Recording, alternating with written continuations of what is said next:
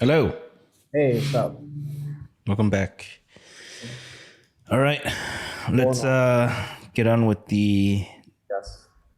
um part. Uh how was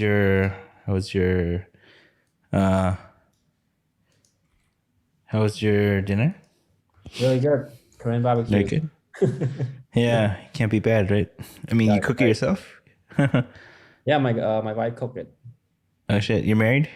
Yeah. Oh, okay. I just assume everybody in crypto is just not married. Okay. I'm kidding. All right. Okay. All right. Let's do this. So now, all right. Now we know where did we leave off? Yeah, Yeah, checks and so stuff, right? we just brainstorming on like what should we add on CWScript. So there's a bunch of Yeah, I think options. this is the cleanest in my opinion because Yeah. it goes well with the concept of error, right? Because the check has like a certain error. I think we can also do like a assert and then like a error, like a simple error message if you don't want to write a whole error, right?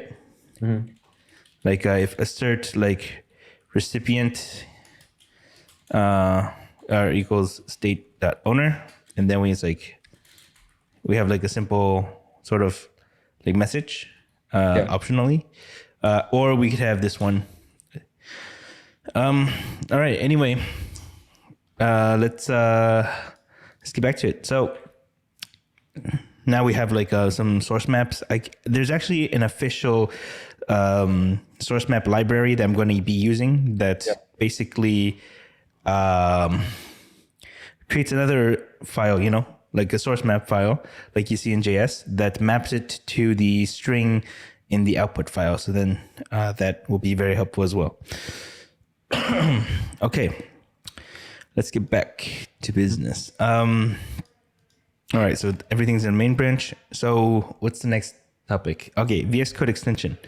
So how a VS Code extension works is let's go to VS Code extension. I probably want you to work on this because there is a lot of tedium, Mhm. if Yeah. you will.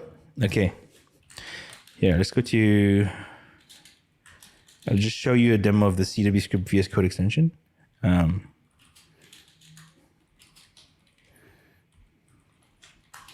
okay. All right. So this is the VS Code extension that it just provides syntax highlighting for now. Yeah. So how it works is you go into the package JSON. So what it does is it is a VS Code extension, and how VS Code reads it is it reads in like a couple things in the contributes section. So contributes languages. So it contributes a language called CWScript. So if you install this, it will create a new language ID called CWScript, some language aliases, the extensions by which to associate it. So then when it opens that file, you Yeah. get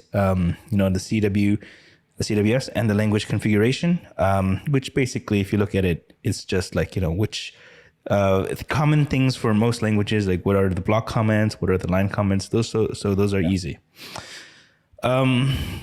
So going back to the package JSON, it also installs something called a grammar, and this is what allows it to syntax highlight on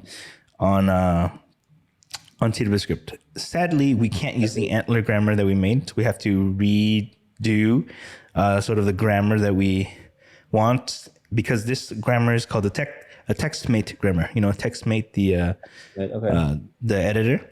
So Mhm. we have to use the TextMate grammar. Here I've included like a build script called a Y2J. Basically turns the YAML to JSON, just because Yeah. you know it's it's easier to write the TypeScript grammar in JSON rather than I mean in YAML than in JSON, JSON. Yeah. because you'll see very soon. So this is what the TypeScript grammar looks like, just to give you a look. So it has like, okay, we define the patterns right now. It begins like this and then ends like that with the and these are regex actually, but it's JSON, not JavaScript, so you can't use the JavaScript, and it's JSON, not JavaScript, so you have to use Escape. the double quotes, because it only allows double quotes. JSON only has double quotes. So then you have to escape all of these, like the stars, and then you have to escape that one as well. So you can see very long that once you start to get to, so these are just CW spec, right? But once you get to things like declarations, and then you have like patterns with patterns and patterns, declare struct, right? Declare error, declare single, right? So we have to start building this grammar like a TextMate grammar, but we can't, unlike our Antler grammar, sometimes if you match something and make a mistake, it can't go back because that would be very, very slow. So it has to kind of parse everything, or parse the longest possible thing first. So you have to use a lot of these like forward look aheads in the thing, so it doesn't consume that token. Yeah. So the end, for example, this one is a state, right? The state means you can't. How do you know when the state is ending? A state declaration ends, right? Because I have no semicolon, so I need to check that the next one is either event error. Or a end, or a s. Anyway, and then I can have spaces anywhere, so you have to put these slash s's at a lot of places. So if you look at the YAML, it's a little bit easier to read, right? Because number one, you don't need to do the slash. Right. So you converted this YAML file to that JSON you just showed me, right? Exactly. The JSON file is what it gets accepted by the VS Code, and the YAML is YAML is just easier to write. But yeah, it's 500 lines of this code. Yep. Okay. So that is the basic VS Code extension. When you compile it, when you build it, I think they have like a code here on how to build it. Shit. I forgot. Yeah, basically they have a guide to publishing the extension. And then we'll do that when we're ready to publish. The question is, how do you test it, right? So basically there is a thing.VS Code. Make sure that it's not hidden in yours, but it's usually hidden in yours. So try to make sure that you enable hidden files. So you find the .VS Code, and there is a launch configuration called launch.json, right? You know this. Launch.json basically, allows you to add debugging configurations. And here, the configuration we want to add is for the extension. So we can go here, and now we have the debug configuration for launching an extension. What this does is it runs this as if it were installed on your system, and then gives you a new sort of editor with it installed. So let me just try this out. See, now this one is called Extension Development Host. Now I can try to use this by, as you can see now, I can select the language, and then CWScript should be there. And I can type now like contract, and then like, right? And now we have something to test it with. So that's a good way to, test an extension, right? Like it's an isolated environment which you can test an extension. So that's the base VS Code extension. Now let me tell you what is the next step. The next step is once we're done adding these base features, we need to add language features, language services that use a language server. So are you familiar with the language server? No, I saw the link, but I haven't had time to read that yet. I saw you send a couple links. Okay, so basically, let me go ahead and go into the language server protocol. So we can explain very simply. It's not too difficult. So the idea is that Microsoft wanted to have a way to support deep language tooling for a lot of things, but make it such that we don't have to write one tool for each like editor, because so they created like a standard such that they can share tooling and for tooling support for languages and what's called here tooling support for languages and IDEs. So basically, it's a middleware layer that provide language services for. Sorry. Yeah. Okay. There you go. So before you would have to write like Go for Emacs, Java for Emacs, TypeScript for Emacs, Go for Vim, Go for Java, Go for TypeScript. The solution now is just use one language server and then write one language client for each one. So then that minimizes. So that makes instead of like 3x3, now you have to just write 6.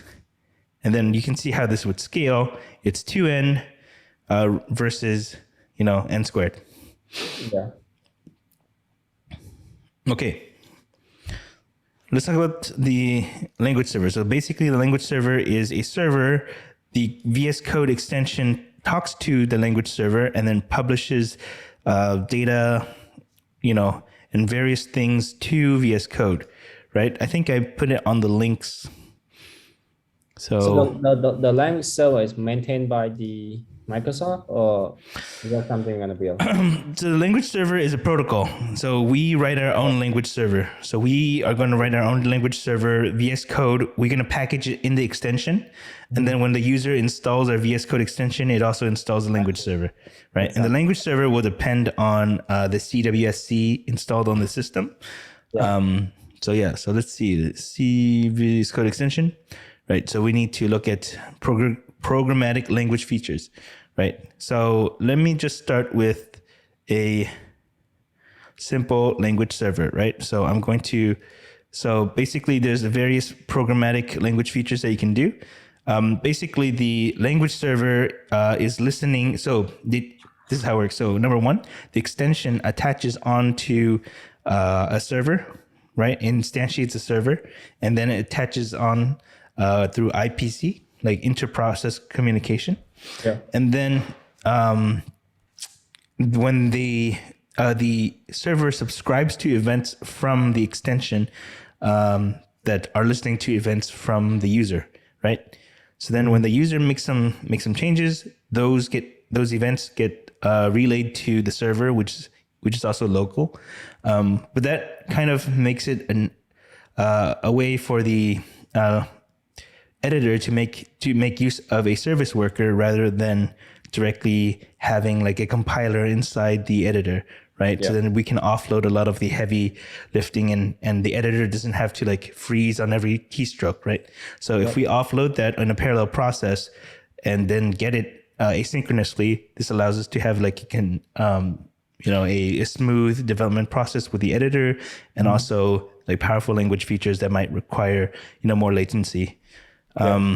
Sometimes you type something and the language features don't update until like a couple like milliseconds after, right? You can tell there's a sort of delay, but at least your typing is not hindered by the inclusion of these features.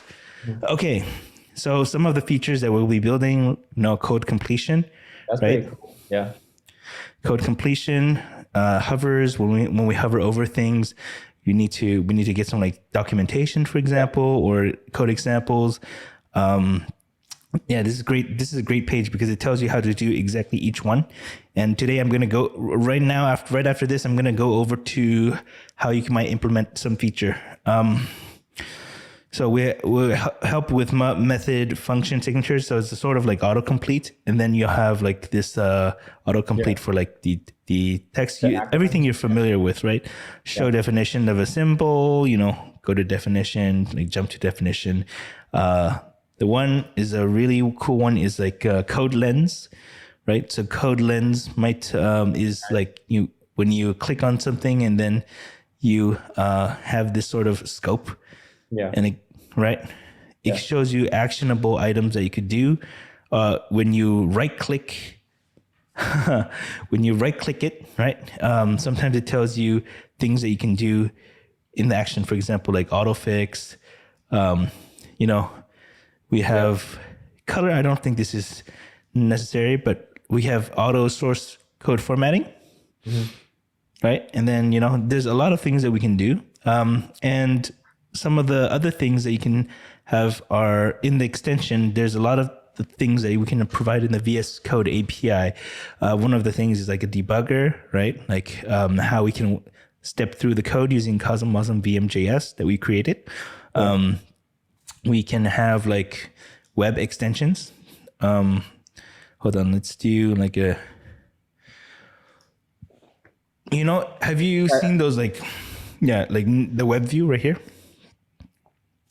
Like once you have a web view next to your code, for example, you might like render SVG that you're writing, right? Yeah, so there's a lot of things that we're doing in the future to kind of make it better. Yeah, I think that would be cool when we add all that, and like we can actually connect that to like Terra Station and right. Yeah. With the debugger, right? Yeah. And the tree view is basically, on sometimes you have like sometimes on VS Code you have like this like menu. Yeah. For example, git lens, or like this thing. You can make like a tree view. Yeah. So anyway, we can build a tree view. For example, the structure of our contracts. Yeah. Okay. Shall we get to a demo of how to integrate the language server? Yeah. Okay. So let's do this. Okay. So, all right, let's do this. So, let's get started with, let me just delete the current one. VS Code Extension samples and git reset hard clear. So they have a sample called lsp-sample. Sample, that's their base one that they show on their site. All right, so once you get this project, this is basically the one that they show on their site. Once they get this project, the first thing you'll notice that it's basically a VS Code extension. It's not like the one that we had before, where we have both the like syntax and grammar. So this does not contribute any new languages. This one you can. So let me go over the two parts. The client is the part that gets attached to VS Code in the extension. So this is the extension part. So this is the client, aka the extension.js that the VS Code uses.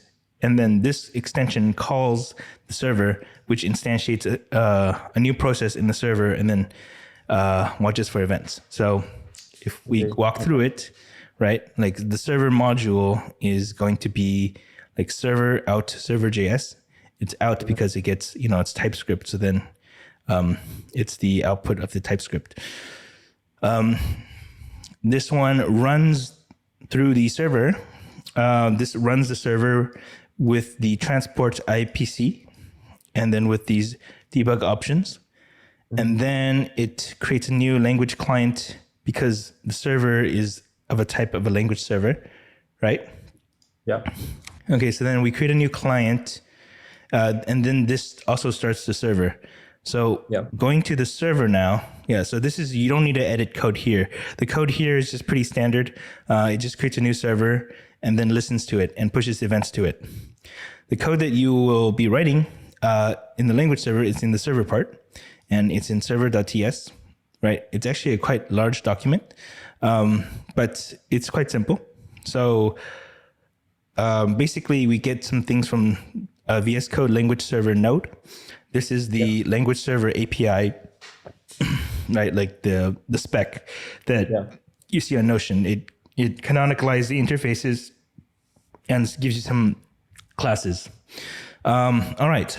The main thing that you want to look at is, okay, this is just the instantiation and initialization, and see what type of capabilities your extension wants, or what type of capabilities does your extension have. For example, this LSP, language server protocol implementation, this implementation can work for a variety of different editors, right?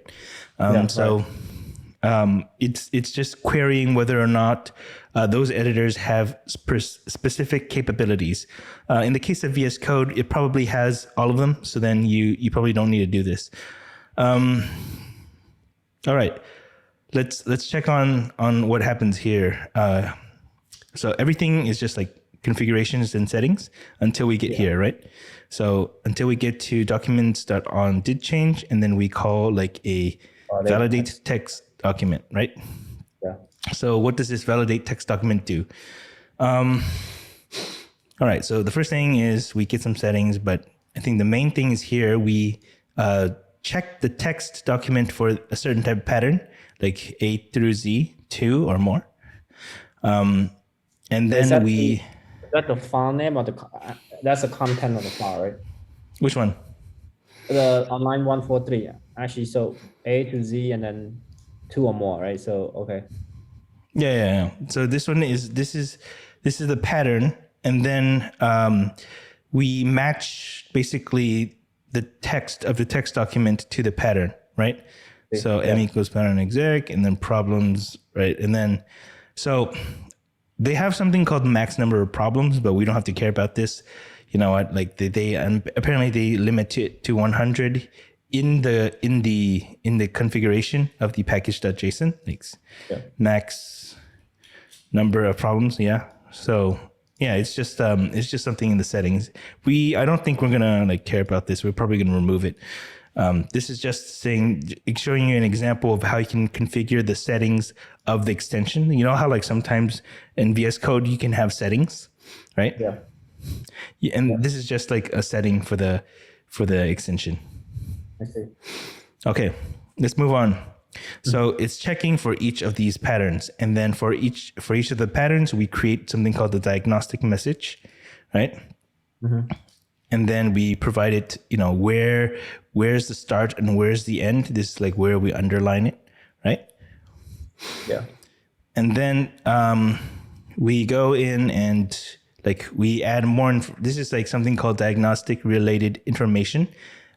This one, if the editor has this, then add this. If it doesn't, then don't add it.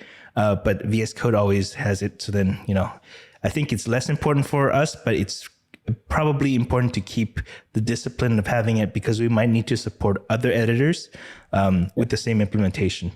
All right, so let's talk about... Let's see. So it basically goes through each line by line and build a list of errors, right? Not line by line, but it basically goes through the entire document. Right? Okay, but on line right, because this is a global search. I see, okay. Yeah, it's a global search. So then it gets all the patterns that get matched. And then for each of the patterns, create a diagnostic message, right? And then you can change it to, let's say .error, right? Or .hint, so there's various diagnostics we can provide, okay? So let's see. Okay, so we're putting... Where's the validation for the diagnostic? I don't see that check anywhere. Where validation? Like, say for example, so it go through all the like. It's right here, the pattern. So it's a really simple check. I was like looking. Yeah. Look, it says it's all uppercase, right? So we're looking at it's very simple checks. Example, I think for the real world product, it probably has more validations. Yeah. So let me just kind of go through this one, and then there's some code completion ones. Like here it just says TypeScript and JavaScript. So there's only a very simple code completion. Remember, this is just an example. It's not be very complicated. So let's go ahead and test this out. I'm just going to go in and press the, right? Now we get it. Let's see. So now we get some like thing that shows that we are in the VS Code samples LSP sample, right? Let's just check if the, so it works on the plain text type. Let's see if, okay, I think I need to open like a folder. I think they have some text fixtures, LSP sample. Okay, let's create a new folder called samples. And okay, restarting. Let's add a new file, item.txt. Okay. Okay, now we see some code completion, right? So J for JavaScript, T for TypeScript, like we said in the code completion. Now what happens when we have like, there is something here to do, blah, blah, blah, right? Now we can see like every time we change the document, this validation gets rerun, right? Yeah. So now, right, it's very interesting now, right? So let's maybe think about how we can change this to add the CWScript compiler, right? Yeah. Okay, so like I'm going to use the stop debugging. Okay, I'm going to use the example I had before. So I have so what I'm going to do is I'm going to go to my CWSC. I'm going to do npm link, and then I'm going to I'm going to go back here, and now I'm going to try to add this to the server. So I'm going to go to the server, npm link CWSC. Okay, now it should be linked in the server code. And now I'm going to try to, let me just make sure the server code. Okay, so I think one of the things is I require to use ES 2015. Yeah. Let me just try. Okay, ES 2015. Now in the server, I'm going to also import parser AST from CWSC. Okay. Now let's go into the validation. So what I want to do, maybe validate. What I want to do is I don't care about any of this, right? Mm-hmm. And I don't care about, well, I don't care about the, oh, maybe I'll just keep the problems, but let's do that. Okay, I care about the diagnostic because I'm trying to build a diagnostic, right? And then there's some information. I don't think I need the second one. Okay, and then, all right. And then send diagnostic. What is the problem here? M. That's not found. M? No, here. There is something here. Oh, here. I think, wait, why is... So line 146. Is there this one? Okay, there we go.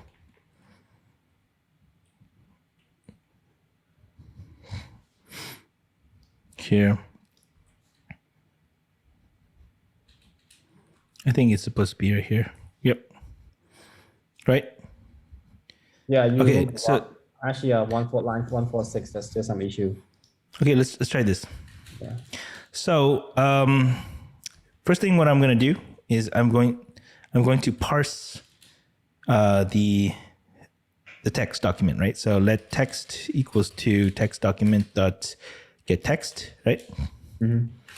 And then now we have the text. Now I can do let AST equals to parser dot parse CWScript and text, right? So now I should have AST.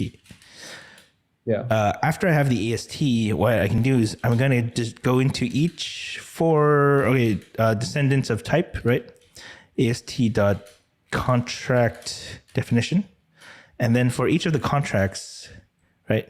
For each contract,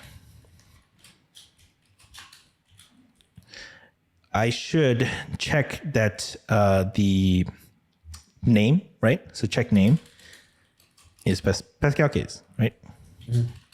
So let name equals to contract.name.text, right? And then so if the name is wrong, right? Yep. If the name, oh cool, so I can check that is Pascal case. So if the name is wrong, then I should create a diagnostic, right? So first, let me put those diagnostics here before I start scanning the AST. Here. Now I need to create a diagnostic. I just copy this, just edit it, right? So, oops. Const diagnostic is severity warning. So where is it starting at? So it's at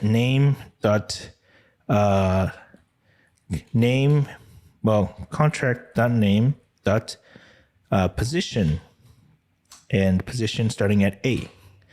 It's actually supposed to be like that because there's absolutely a position, but sometimes there's no position. But for the node, we know that there's a position because it does exist. Okay, the next one is contract.name.position see length, right?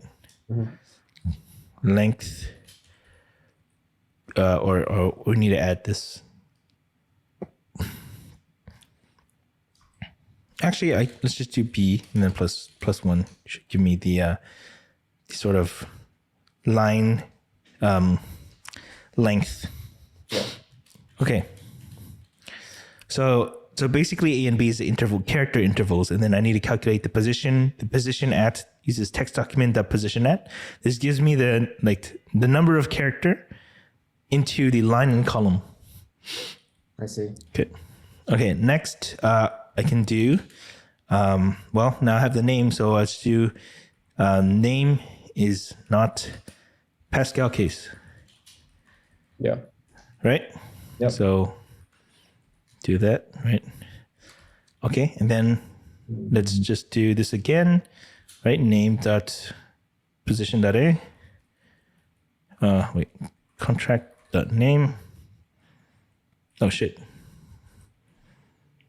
Wait, this is just, I copied this. All right, let's copy this one now.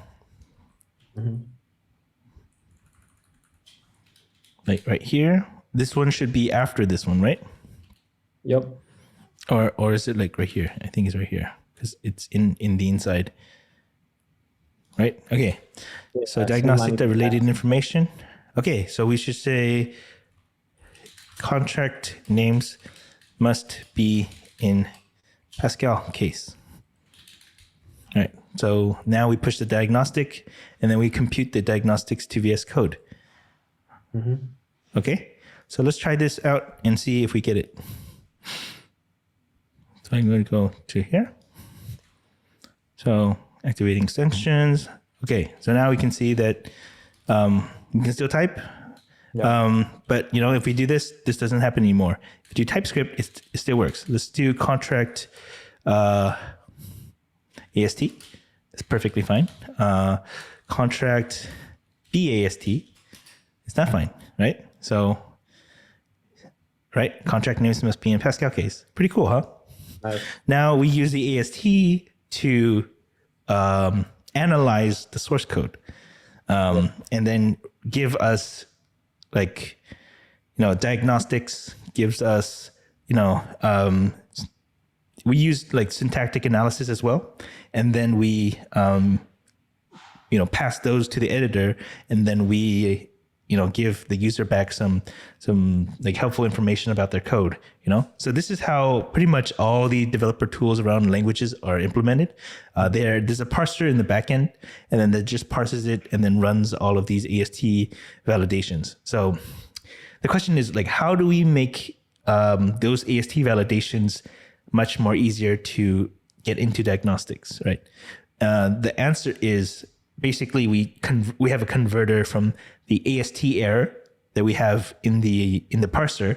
So you're going to put the validation checks, and they're going to throw errors, and then the parser is basically going to catch those errors and then turn them into diagnostics, right?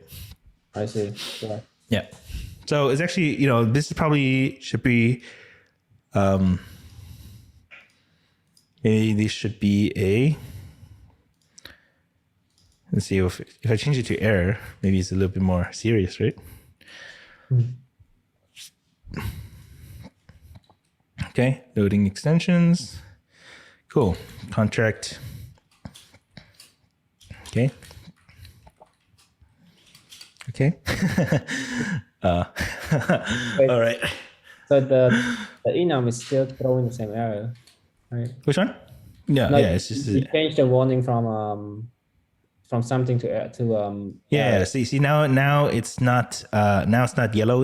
It's red. Oh, okay. I see. Yeah, no, Yeah. So maybe if the warning is maybe like, we recommend you do it, but then B is like, it would error if, so we probably will have warnings in the compiler and also errors, right? So we can also so look at this. So this is like for each contract, right? And then like descendants of, right? And then we can do like another one, like, but do you get my point? Where, no, I got it. Yeah, it makes sense. Awesome. Yeah. Cool. Right. And it shouldn't be too hard, right? So basically we're going to find the AST validations and then we're going to like match them. I think one interesting thing you might want to do is, I'm not sure if you've seen the video I posted on Twitter. I made an error in there, right? It took me like a minute and a half to figure out what was wrong with it. Yeah. Which was embarrassing because I was trying to say, if it doesn't compile, then what's the point? So one of the things that would have helped me is if I had like a state, if it checks that all my state usages were correct, right? Mm-hmm. So in the AST, whenever I use a state dot something, it will look up what is the contract I'm defined in, and then it'll look up what is the state defined for that contract and see if my usage matches that one, right? So basically you walk up the tree, find the nearest contract definition, and find the state definition of that contract, and then see if that contract, if your usage, for example, if you use something that is undefined, it would need to tell you. If you use something in the wrong error, it would need to tell you. So that is something that we're going to build in later this week. Yeah. Okay, cool. I think that's it for pretty much today. Since I've been recording this, you can go ahead and rewatch it and then kind of understand more context for your assignment. But I think that's pretty much it. Oh yeah, that's helpful. Okay. Yeah. Cool. Any questions? Yeah. So the on line 137, when we call validate text document, it could be, so for our use case, it could be multiple contracts, right? Yeah. Like I said, this one actually, this AST, the AST that gets parsed is not a contract. It is a source file. A source file contains multiple contracts. If you read the grammar, you can have multiple contracts and multiple interfaces and multiple import statements that defined for each file. So you're going to get a source file. Yep. Okay, makes sense. Mm-hmm. Oh, yeah. So, yeah, makes sense. Cool.